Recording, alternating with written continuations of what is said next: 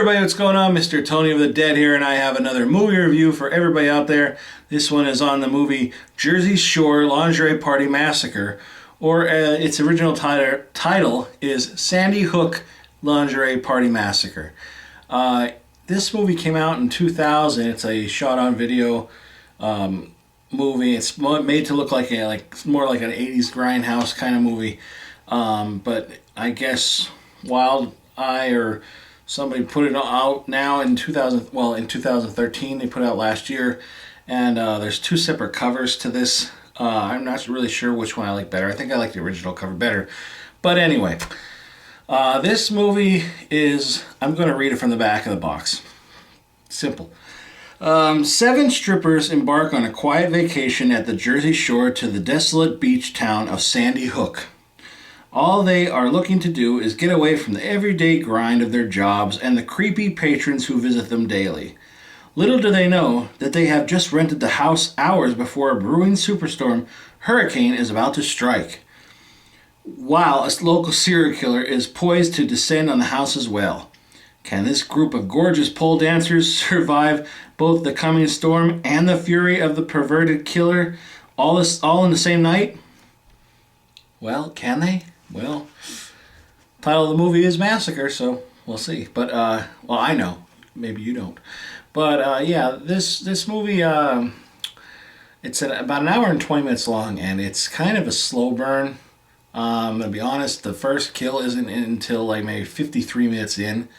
So, but, the good thing is, you get to see a lot of these girls, like, they in the beginning, they show them at the strip club, and each one of them is on stage, like individually, and this one's telling her story, and the next one comes on, she tells her story, and the next one, all 7 of them. So it's like, okay, you get the background of them, which is kind of nice, and then they just decide to go and, they're driving, and it's funny because I know it's the year 2000, but, and it's supposed to be looking like the 80s, but, and they're looking at maps, and they're getting lost. It's kind of funny, but yeah, it's just like a long drive to get to this place, and then they're looking at historical scene, like a lighthouse and stuff. And this killer, he has like this. It looks like a dominatrix kind of like mask thing to him. It has like all these buckles, and it's really weird. And he kills with a hook, and this is Mr. Creepo presents, and the guy in this movie, he's Mr. Creepo. But they get to this place, and like they're on the beach. They do a little thing on the beach, and they have like this. It's supposed to be like Twister, but it's like all different bras, and there's underwear, and it's like the categories are like 38 double D, and then like this triple X, and then oral, and all that stuff. So they spin it, and then they have to like, I don't know. It's just weird. I will say most of the girls in it are nice to look at. One of them, Debbie Rochon, is she's been in a lot of like horror movie, like B-horror movies. And another one is Mistress Persephone. I don't know how you say it, her name. She's damn good looking. But yeah, I didn't really mind this movie. I don't think it's in any way a good movie, but I do like the look of it, and the story. It had a story, but the kills I think could have been a lot better. All it is like you just see like the hook coming down and that, and then like they're screaming, and then like a body parts are here and there, which is like, how did he get body parts when he has a hook? Like he's cutting off limbs. It's weird. And like, if they're in this hurricane, they get stranded there. Well, everybody else except for them, the killer, and Mr. Creepo are the only ones there. But apparently everybody else, I guess, got evacuated. But like they're stuck there. So it's weird.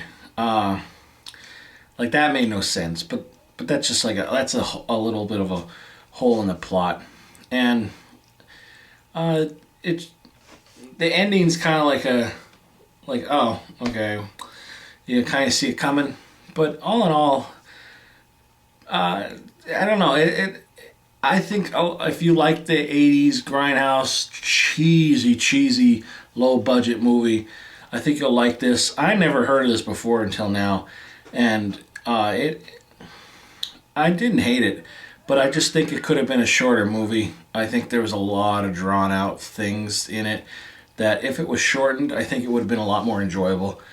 But like I said, it's an hour and 20 minutes. It probably could have been maybe an hour long even, and it would have cut out a lot of unnecessary scenes.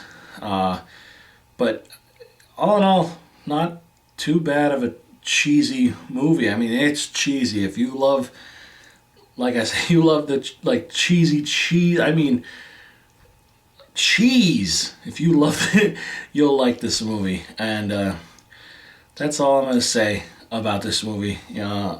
Check it out. I'll have the trailer at the end. Below, I'll have links for you to go check it out if you want to buy it. And that's it. So, thank you everybody for watching. I'm Mr. Tony of the Dead, and I'll talk to you all later. Bye. We interrupt our program for this late-breaking story. Earlier today, in a grisly spectacle of carnage, an unknown number of severed body limbs were found at Sandy Hook.